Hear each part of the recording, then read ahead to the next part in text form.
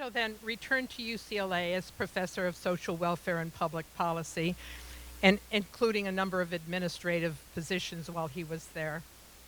And he had one more presidential appointment. President Obama named him vice chair of the National Council on Disability. Now, over his career, he's published over 100 books and articles on topics of health and long-term care, disability, entitlement reform, and the politics of aging. He has a long list of service to many different organizations and too many honors and awards to mention here. And he is recognized as a leading spokesperson on demographics, aging, and social policy. We are very fortunate to have him here to speak with us tonight.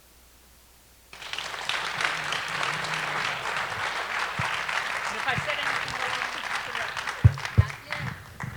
wrong, Okay. 40 years ago, 40,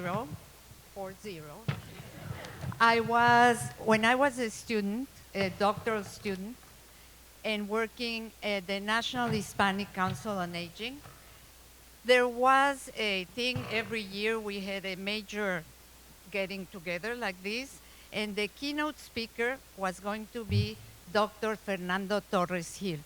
And you know, when you're a student and you know that somebody finished his PhD and got a job in his field, wow, you have to meet him. So I thought to myself, okay, I'm only a student. I have to go meet him and impress him, and maybe he'll tell me something important, and I'm going to use it for something, and I'm going to say that we're best friends, etc., etc.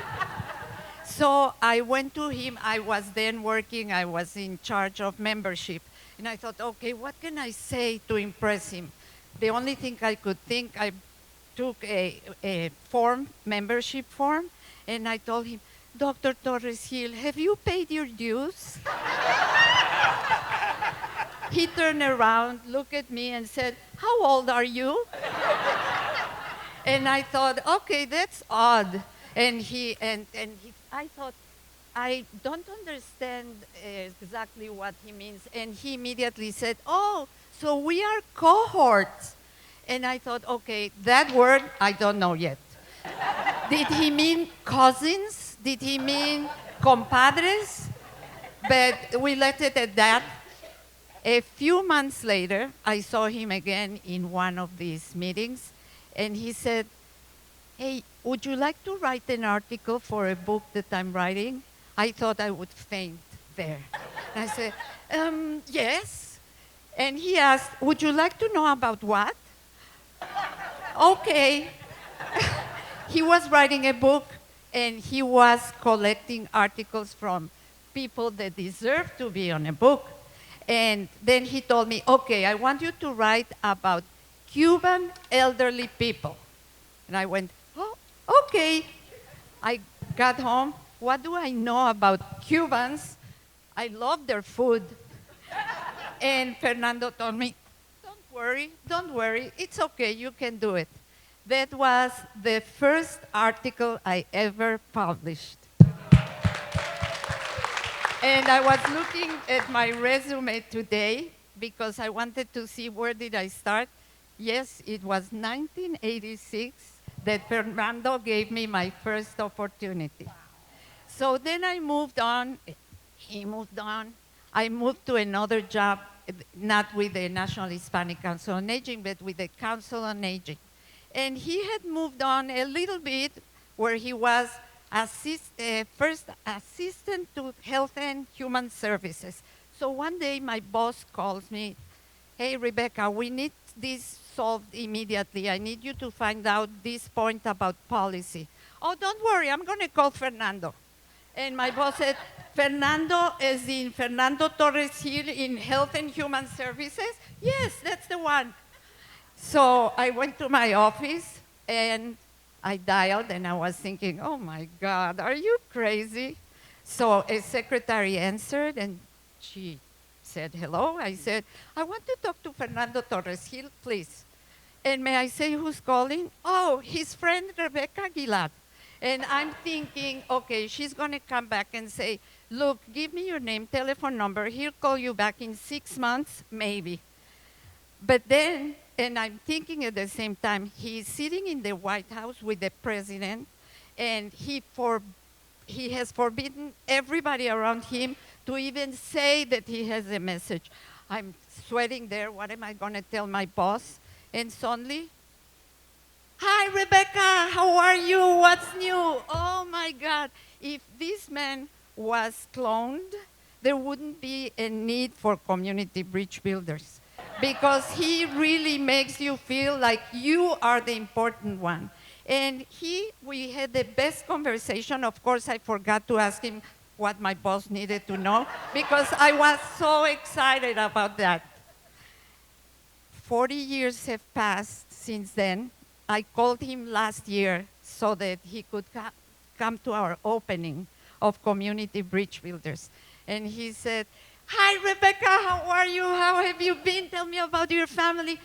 He really makes you feel that you're the important one, even though he might be sitting, my fantasy after he answered when he was in Health and Human Services, and he did want to talk to me, then I was imagining he's sitting there in the Oval Office with the president, and he's talking to me, and the president says, hey, Dr. Torres Gil, please, we have a meeting here, and Fernando is saying, hey, wait, I'm talking to Rebecca. And the president tells me, oh, okay, tell her hi. So last year, we wanted him here for the beginning of Community Bridge Builders. And he was about to retire. And he said, you know what, I would love to be there, but I'm in the midst of retirement. We're moving to another house. I'm packing. Call me later. A year later, I called him back. And every time I call him, I think, I'm sure he doesn't remember who I am because I mean who he is, who I am. And he always answers the phone saying, hey, Rebecca, how are you? How are the children? How's the family? Where are you? Why the hell you didn't tell me you're in California? He is really the person that we would all love to be. And I present you Dr. Fernando Torres Gil. Wow, that is so wonderful. Rebecca and Deborah, I almost feel like this is my eulogy, but it's great to be around to hear it. Rebecca has always been such a committed advocate, a leader. We may have lost touch, but I knew wherever she would be making a difference. And it's just so wonderful to see all of you here and under her leadership, your community bridge building. This is your legacy, Rebecca. Thank you for being a lifelong friend, and wherever we may be, we always just continue where we left off. Yes. I love you. I hope your husband doesn't mind that I said that. Where is he? But you have a real gem in Rebecca. And Deborah, thank you for all those memories. And I'm afraid just telling stories, we're going to use up all the time for my presentation. But I must say the 1995 San Jose State commencement. Deborah, where's Deborah? Wave your hand. Oh, I did not realize you nominated me for that. And just a quick backstory. When I graduated from San Jose State in 1970, I was very active with the United Farm Workers, the Chicano movement of that time, protesting. And speaking of protests, they're all going on now, like at UCLA. But back in 1970, the Chicano students were protesting because then Governor Ronald Reagan was cutting out our scholarships, the EOP program, Educational Opportunity Program. So we came up with this elaborate idea.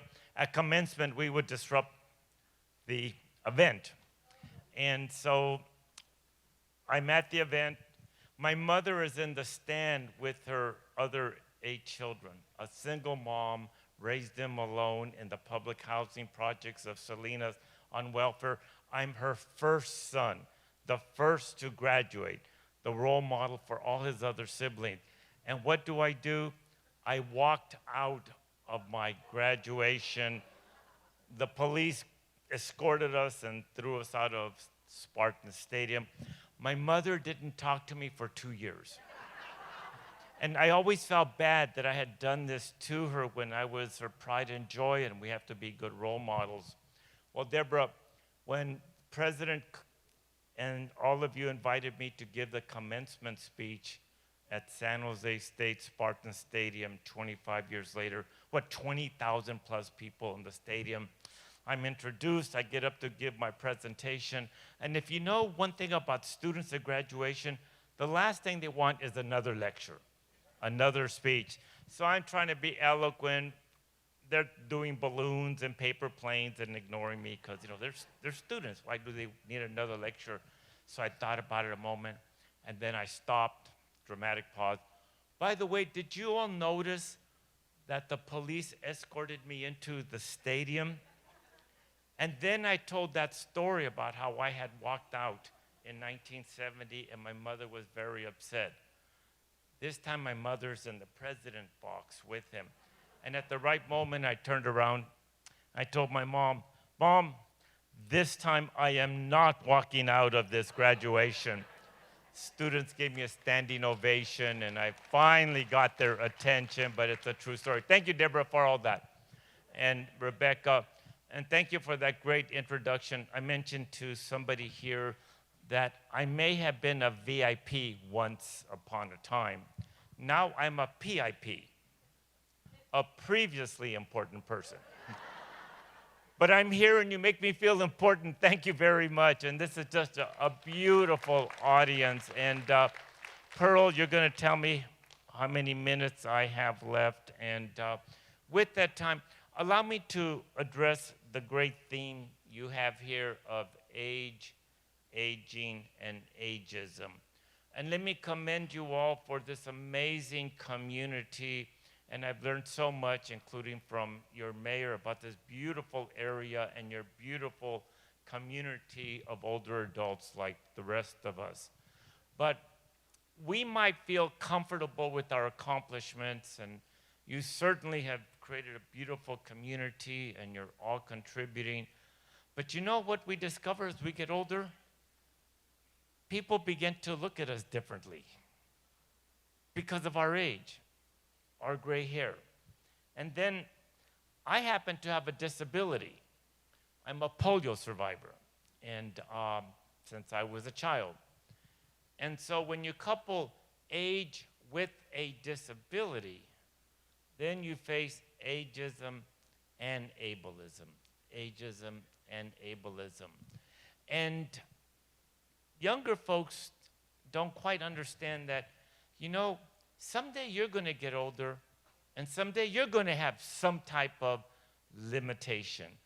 And as we get older, that's one of the great challenges in terms of advocacy, contributing to community.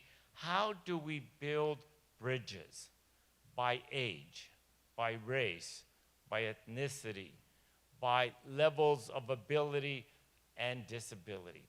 How do we bring it all together? And it's something that's puzzled me and that I spent the last few years beginning to address. And I think we're beginning to make headway in this way.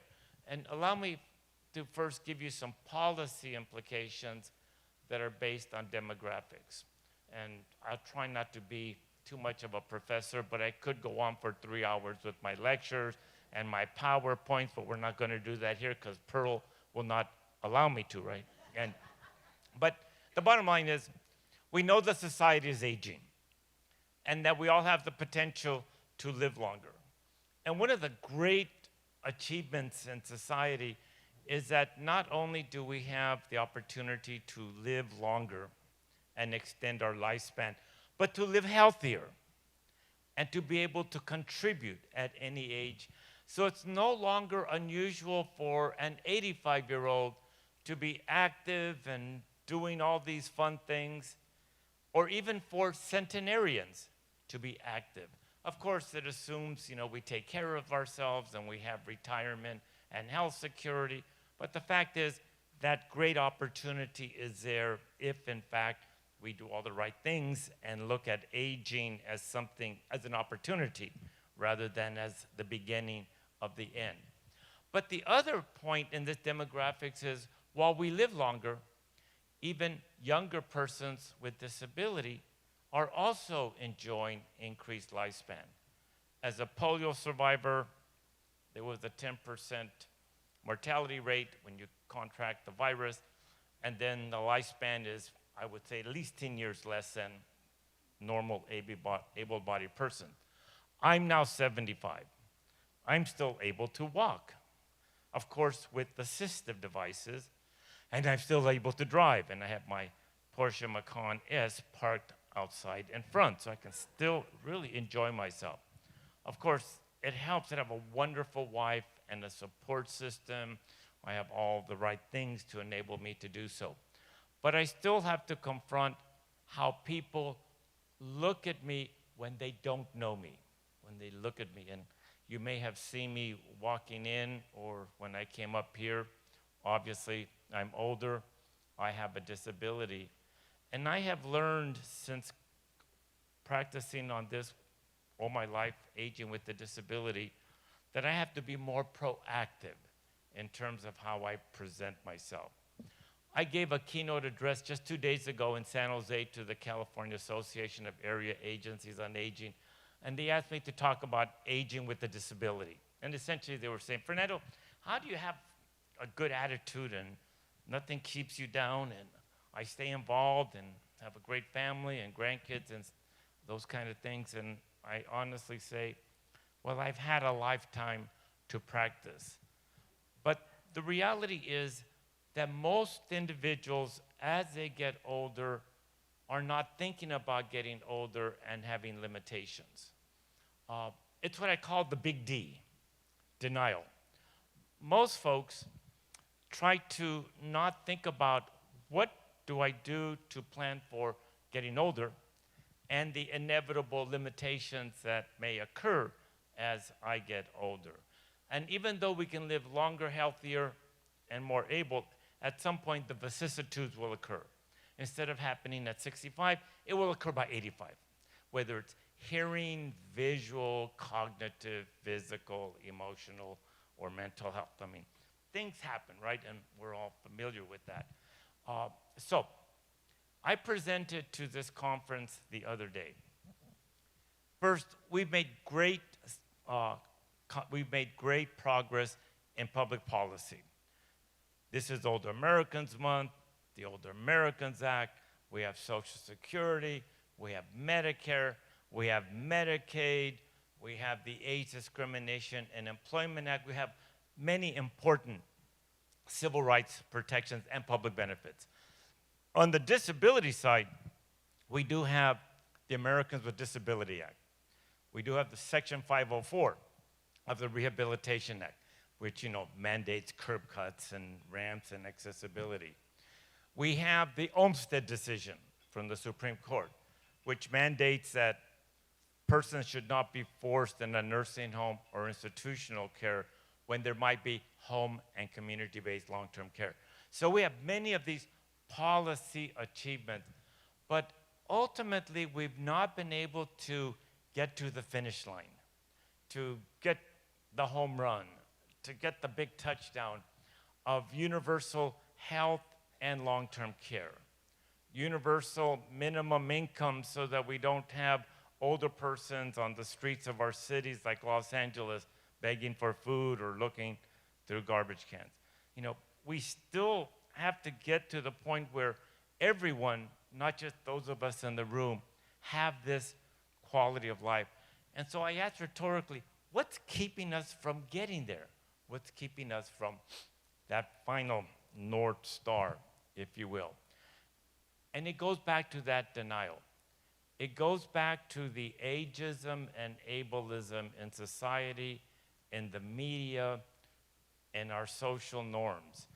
And as a member of the California's Master Plan on Aging, where we made great progress on transportation and housing and public benefits, we find that we still have to get a way to get younger voters, younger electorate, middle-aged and younger persons to begin to know that what we do as advocates for older adults will benefit not just us, but will benefit them, even at an earlier age. So we brought in a couple of new concepts. First is the lifespan.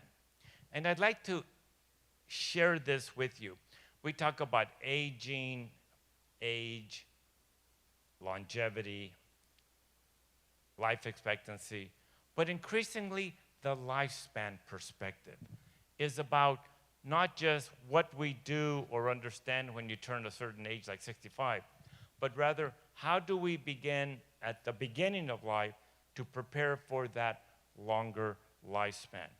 And increasingly in public policy, it's real crucial. In California, for example, with the dramatic increases in obesity and diabetes among young kids and teenagers, poor health, poor diet, junk food, lack of exercise, there's a lot of reason. Public school districts will sell sodas and potato chips for lunch. It means that these younger persons will not make it to 55 or 65 healthy, if they even survive. And we're going to have a new population of older persons that are going to have these very serious chronic conditions.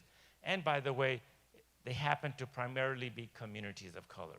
So we're trying to inject a lifespan perspective where it's not just what we do for you and I, but what can we do to begin to turn around earlier in life those things that can lead to poor health, chronic conditions, and a less healthy aging. We're also talking about how can we educate K through 12. Can we bring in issues of aging and planning for a long lifespan in K through 12? We all remember the Smokey the Bear that we were taught about, only you can stop forest fires. Why can't we let a 5th grader, 6th grader know that only you can plant for 100 years of age if you do the right thing? So we're beginning to try to think through how we change the mindset, not of us, but of all ages, to move away from ageism and ableism, not to combat just discrimination, but rather to change and re-socialize people's attitudes about how they view others. As I like to say, what we're really trying to do is make aging sexy, right? Make it something that a 15-year-old, a 30-year-old, a 40-year-old can say, wow, it's going to be cool to get older. And you're all great role models of how fun it is to have that long life.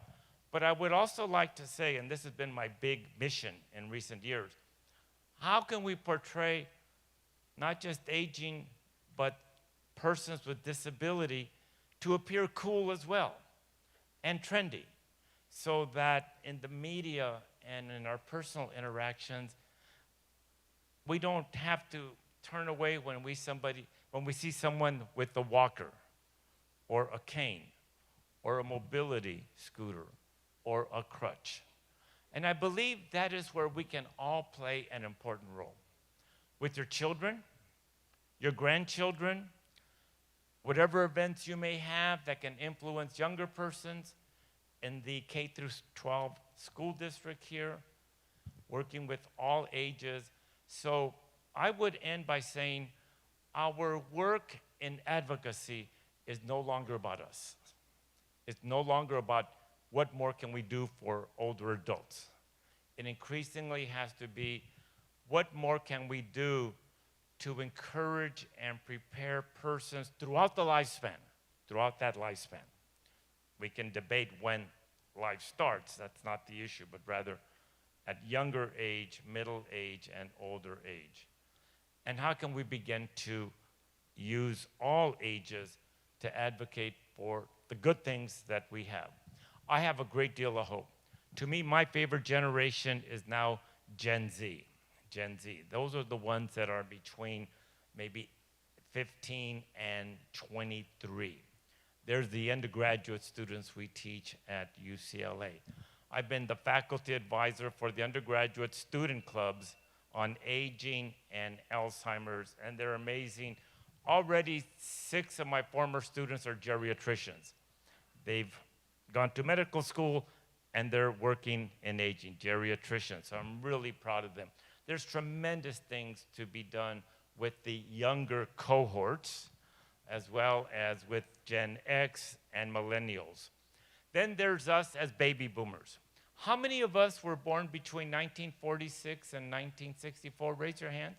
Ah, hey, you're my people. Here we are. I will end with this, especially for my generation.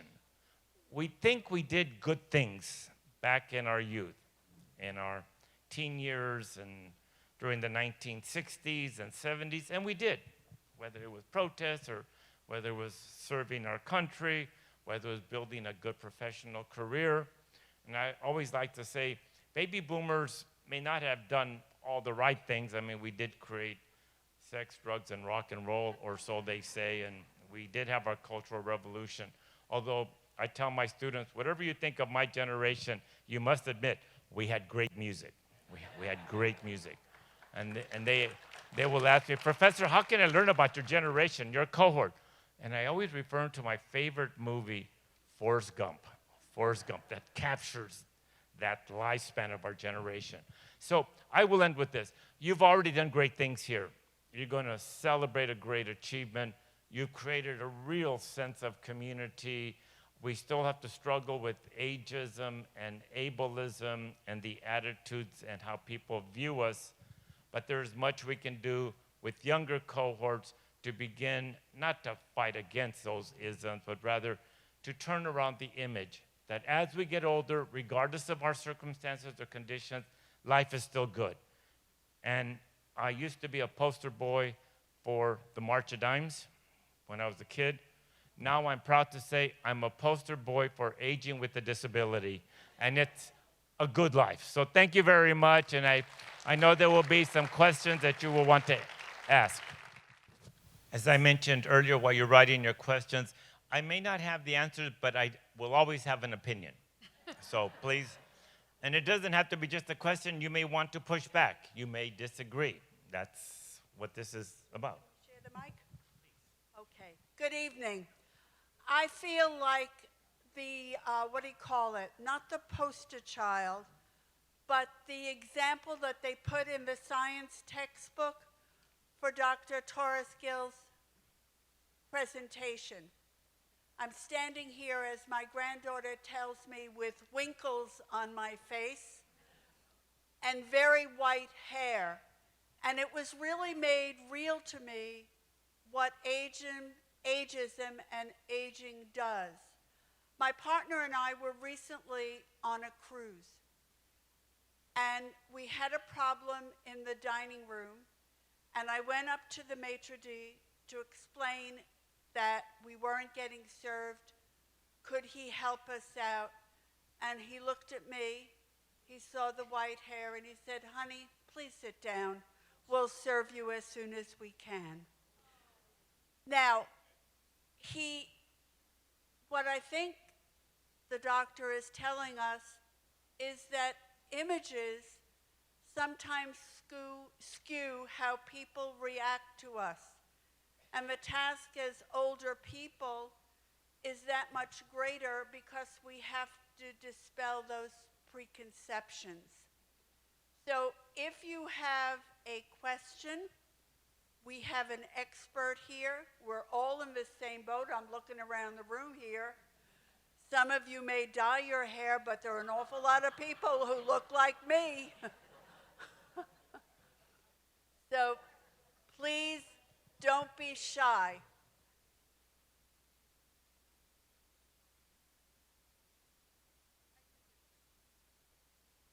I don't know, Rebecca. Are you in charge here? I didn't write it down. But when you hear something that is ageist, how can you educate? What should you do without picking up a fight?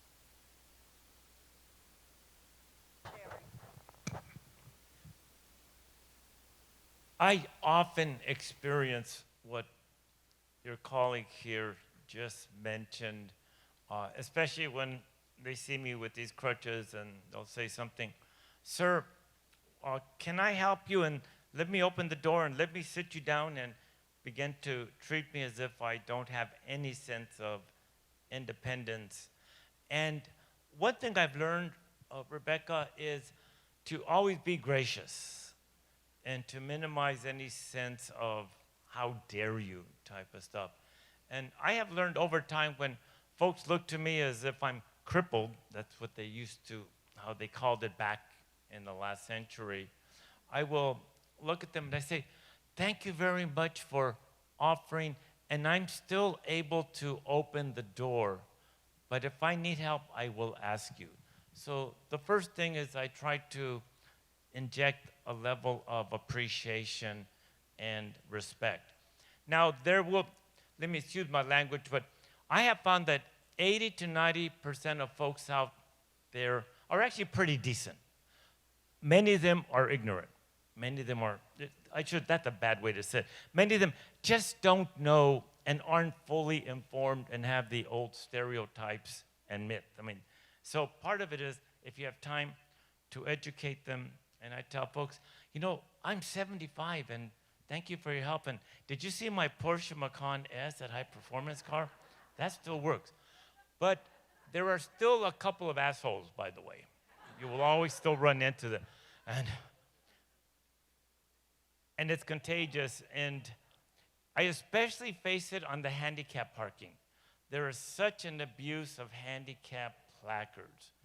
And I've gone places where I can't walk very far, so I need that handicap space. And I see these young, able-bodied whippersnappers with their fancy cars. They take it, and I go up and I say, sir, you know, I can only walk about a block. Would you mind pulling out and letting me have that space? Because I don't see that you have a placard and you look pretty able.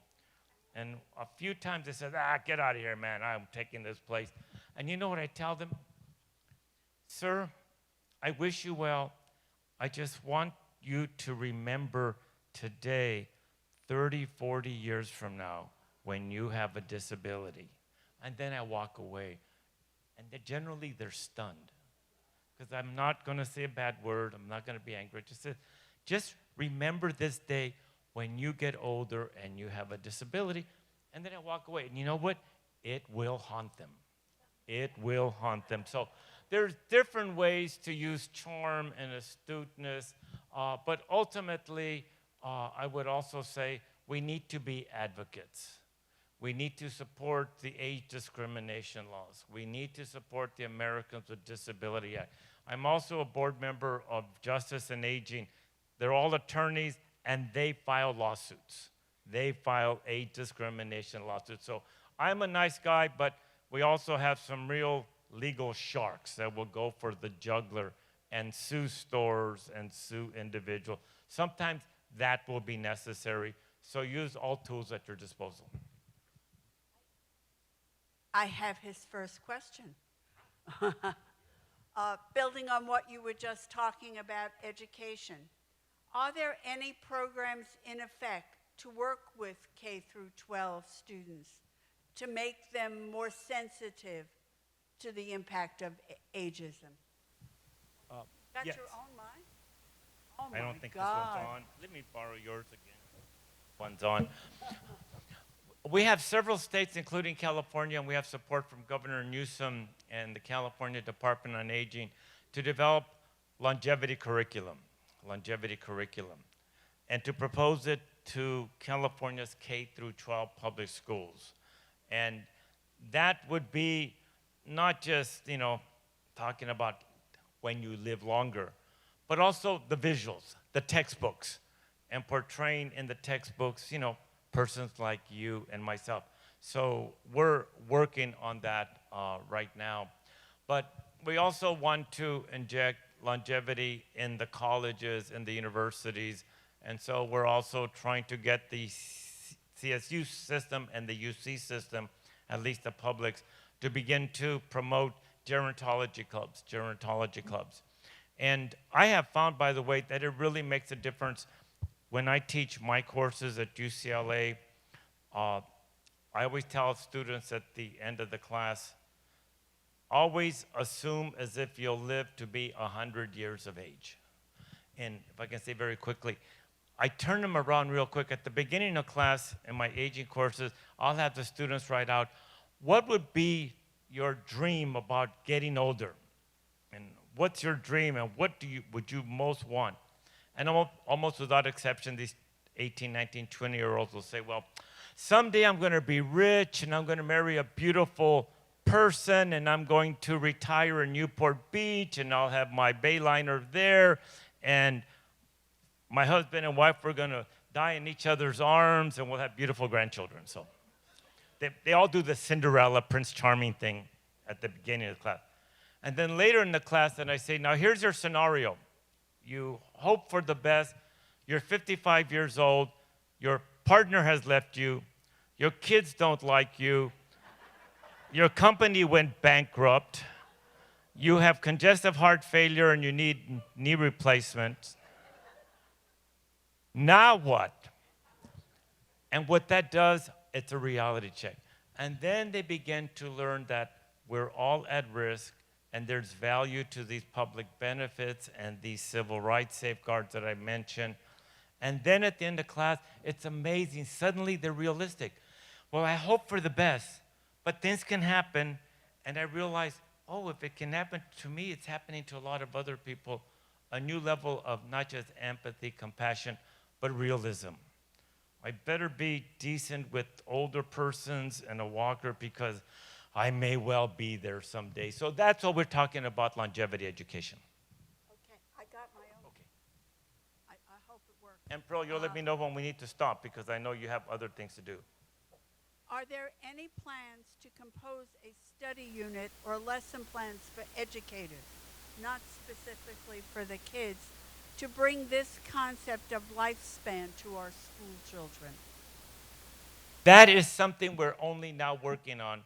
Again, with the Master Plan on Aging, which has support from the state legislature, the governor's office, all the state agencies, we have not yet operationalized it, but we have agreed that we need to, in our next iteration, the next year or two, what's our strategic plan for injecting not just lifespan perspective in all we do and an equity lens, but also bringing disabled groups, the younger ones and the older adults, and really promoting aging with a disability. Right now, they're ideas. In the next few years, we hope to actually have something to make it actually being used and leading towards real social change. But we've had to first bring in the new conceptual frameworks and now detail what does that mean in practice. So more work to be done. Thank you.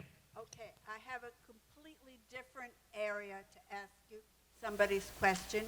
Do you feel that the medical profession practices ageism? Emphasis seems to be put on preventive measures only for young people. I'm also talking about doctors' attitudes. This will be the last question, Pearl, because I know, Pearl, you all have a big event here. We have tremendous ageism in the health and medical community. You know that. And we have made great progress in creating geriatric medicine, and we have certification in geriatric medicine. And these are the persons that really have the understanding and the patience and get away from the isms, the stereotypes. However, it's still hard to convince brilliant young MDs to move into geriatric medicine. They wanted pediatrics, internal medicine, orthopedic medicine. It's the same problem with training social workers and nurses and the other helping professions. There is still a real sense among younger folks that have real potential as professionals in the helping profession, especially medicine and nursing and places like social work. It's still hard to get folks to take an interest in the geriatric gerontology side. But as we tell young MDs and training social workers, you may want to work with younger populations now, but 20, 30, 40 years from now, your primary client base will be older adults, and that's where the revenues and the money and the reimbursements come from. So we're trying to use that self-interest. So we have a long ways to go, and it's hard to find physicians that will have patience with us and that are trained in geriatric medicine, but we're working to expand the workforce in that area. Stay tuned. Thank you very much, folks. I'm going to leave you all. I know you have things to do. I have one more question. It doesn't deal with outside forces. It doesn't deal with educators or schools or doctors. It deals with older adults themselves. Do you feel that part of the problem of ageism is ourselves? We forget something and say and think, I've got Alzheimer's. How many people have said that? It seems to me that that is part of the problem. And maybe we should end on that note in a little greater self-awareness. Thank you for that, and it's always good to have self-awareness. And by the way, we unintentionally do promote it. Like I do silly things like, I forgot something. Oh, I just had a senior moment. We all have senior moments, right? At any age. But yes, we do have to educate and inform ourselves. How do I come across in a way that doesn't reinforce these negative stereotypes? And by the way, I'll end it with this. There's also reverse ageism. How many of us make fun of young people? Or Gen Z, the ADD generation. They can't hold a job, they can't pay attention, they don't know how to write. And so I've been guilty of stereotyping younger cohorts. They don't have the old school values of my generation, you know.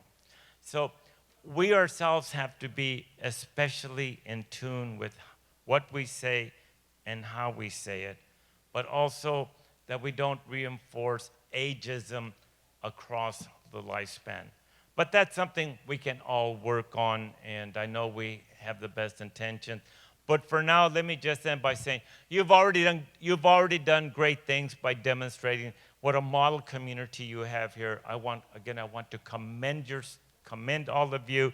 And next time, if I'm invited back, Rebecca and Deborah and all the rest of you, I would have loved to have stayed here for Cinco de Mayo and had a Cuba Libre, a couple of strong drinks.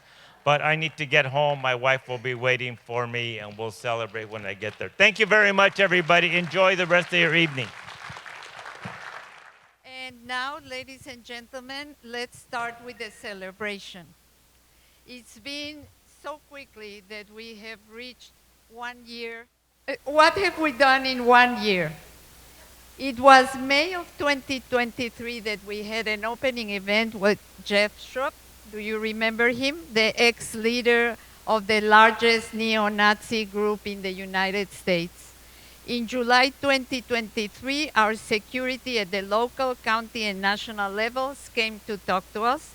September 2023, the leaders of the Resolutionaries organization came to our event to talk about how to have a dialogue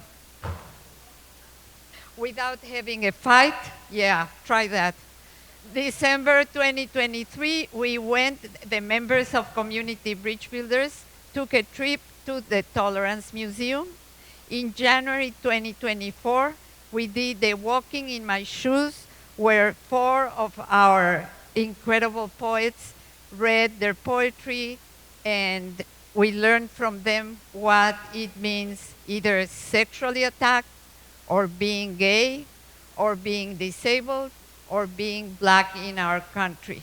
And I keep thinking that when we did that, I was so sure that by listening to them, we could fully empathize and be in their shoes.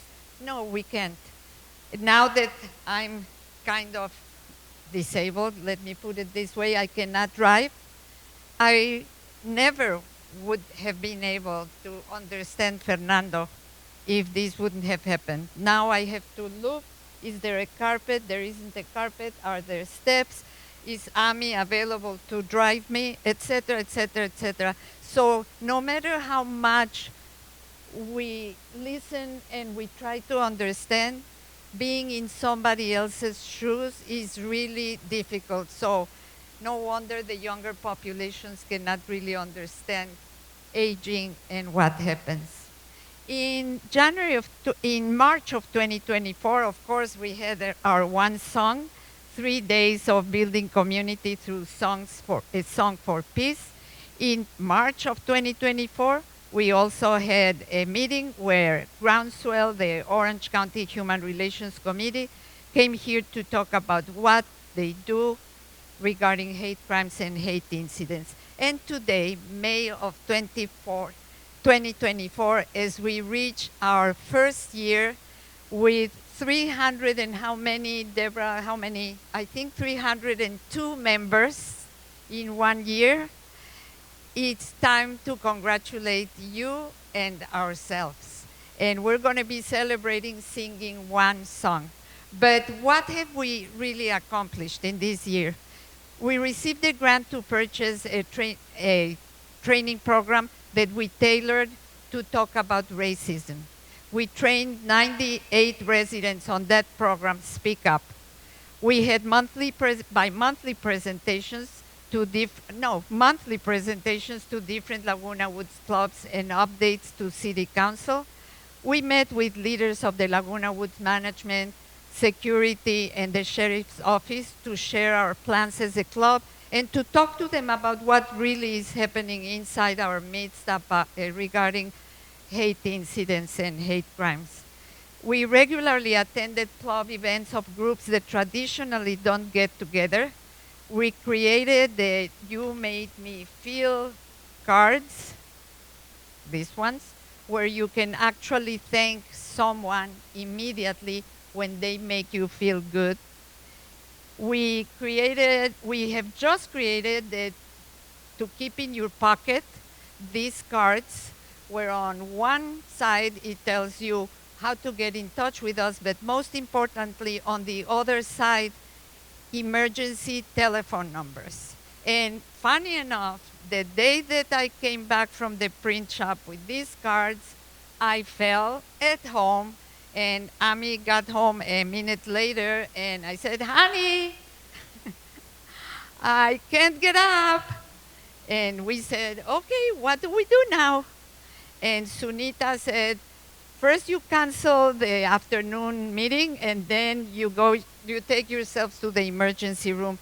And I said, so how do we get there? I couldn't walk. And the first telephone number here is for Laguna Woods Social Services. We called, and they told us where to get a chair so that we could go to the emergency room. We got the chair immediately.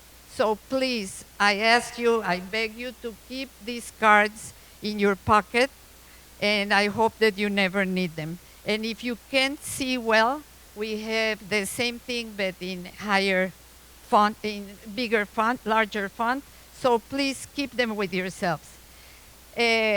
What else? We acquired and distributed 100 calendars with worldwide cultural and religious festivities so that we can learn from different cultures. Now we have 302 members that represent the different ethnicities, cultures, religions, sexual preferences, and abilities in Laguna Woods. Then we received a grant to produce a video and training materials on age and ageism.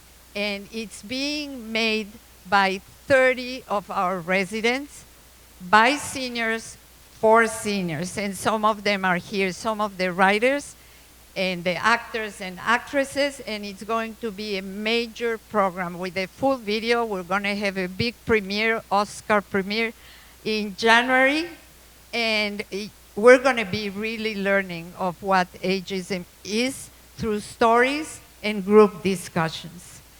We were recognized by the Laguna Woods Concerned Citizens as recipients of their annual Peace Prize, and also recognized by Senator Dave Min for our community work.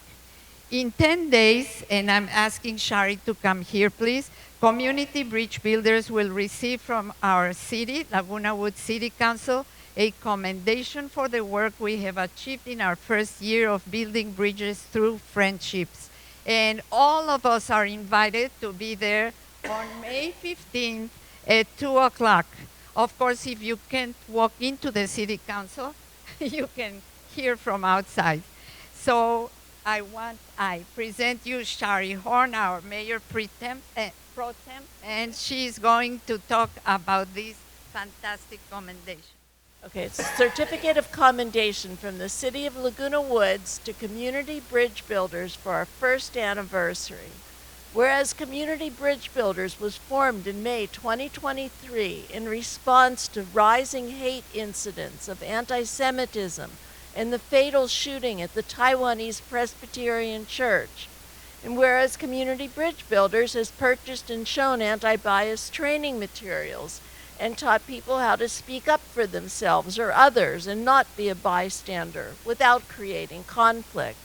And whereas Community Bridge Builders has held programs bringing together diverse groups through fashion, food, music, and holiday festivities, learning and sharing cultural differences with others. And whereas Community Bridge Builders has created cards to express gratitude to others for the way someone made them feel. And whereas Community Bridge Builders brought the community together for one song, with choruses sung in various languages like Hindi, Spanish, Korean, German, and Farsi, and the participants wearing the clothing representing their heritage. And whereas Community Bridge Builders has had a positive effect on the whole community and created a ripple effect to other clubs and activities throughout the community.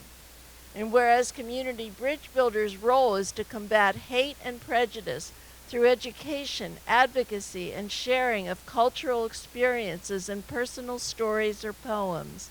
Now therefore be it resolved that the Laguna Woods City Council does hereby commend Community Bridge Builders on the occasion of its first anniversary, as well as its accomplishments and ongoing contributions to the Laguna Wood community. As great as this club is, it would be nothing without a leader. And a leader is a really important position. So we have, as a surprise, two-part surprise. This is the first part from your board of directors, a certificate for Rebecca Gilad saying your actions inspire others to dream more, learn more, do more, and become more. You are an exceptional leader.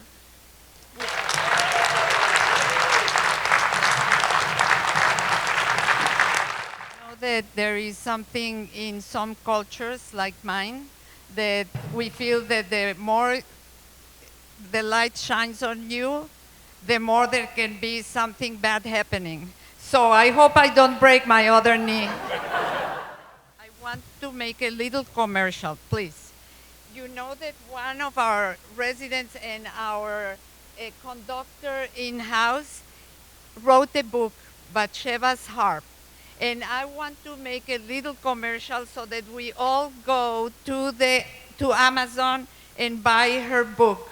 It's called Bathsheba's Harp. And if you're interested, there is a special link where you can get it. And it sounds like, I haven't read it because I couldn't find the link, but now we have it. But it sounds sexy and interesting.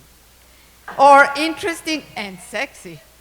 And now we're going to ask Sharon and Mark to come right here and direct us in the one song. You have the song over there. Please stand up and let's celebrate. Oh.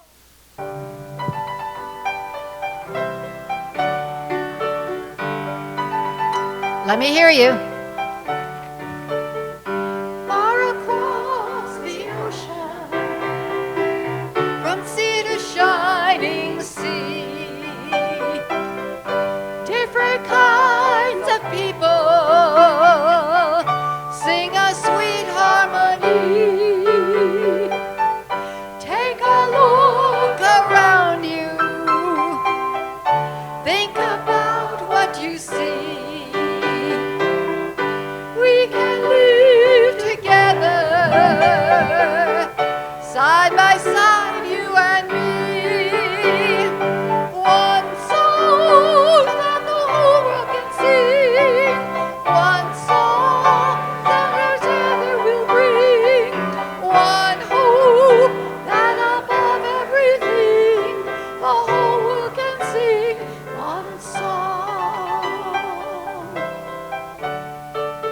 hard to conduct with a phone in your hand. Everyone's a brother or a sister that you meet. We are all one family, living on the same street. So let's sing together a song with beautiful sound. All the music that we make will spread love all around. One song that the whole world can sing, one voice that together we'll bring, one hope that above everything the whole world can sing one song.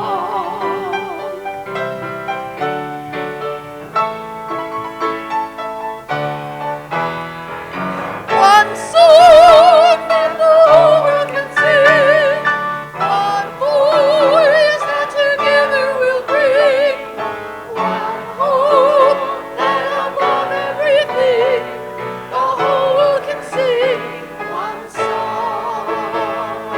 One hope that above everything, the whole world can sing one song. One song, one song, one song.